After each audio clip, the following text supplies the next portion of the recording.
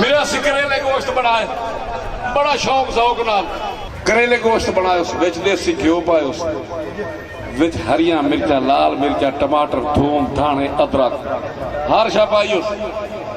जदों मेरा असी दा सालन तैयार हो गया कल्ला जाना जी बड़ा ही बैठा है मारी जा तवज्जो करी मेरा असी पे आखे मेरे मौला जदों खावन दा टाइम आवे कोई मेहमान भी ना आवे साडे घर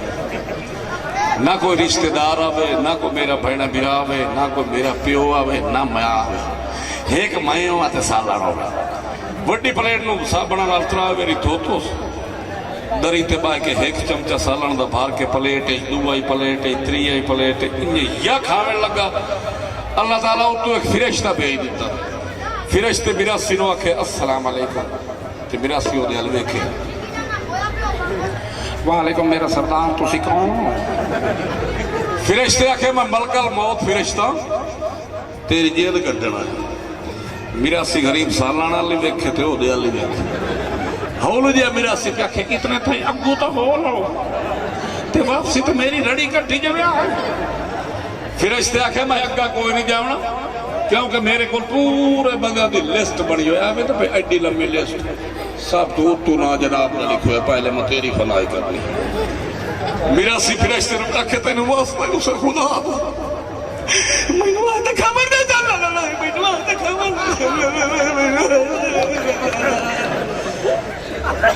फिरिश्ता हंस पिया मेरे साथ मेहनत की थी फिरिश्ते आखे जल्दी कर खा इतना मेरे को टाइम कोई नहीं फिरिश्ता नाल पा गया मिरासी मौत सिर ते आई खली अफसोस मिनट लाया गिड़ा गिड़ा गिड़ा जिस राज गया हुण उस पता की काम किया मिरासी फिरिश्ते दे गोडे दे हेठ लिस्ट पई आई मिरासी चोरी चाल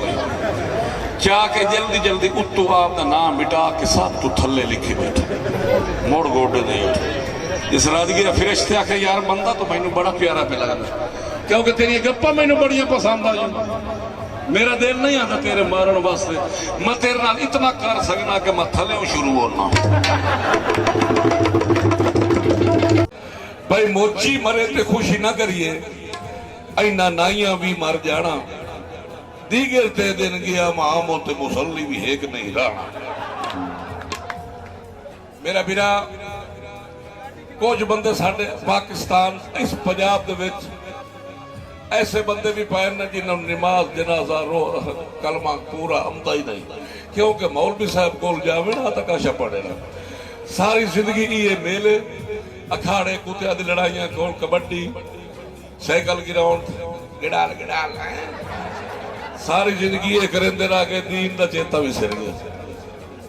नमाज पूरी ना आई जनाजा पूरा ना आया पे कहीं जनाजे भाई ते जैसे ना फलाने दे मुंह पे पड़ना आमना कोई ना मौलवी भावे समझा समझा के ओदी रड़ी निकल जावे ने भी फलाना बंदा ही आया है फलाना ही आया है अल्लाह दे बंदे मैं ओ गाल पे सुनना कि जिन्ना पूरी जिंदगी कभी मस्जिद सजदा भी नहीं किया।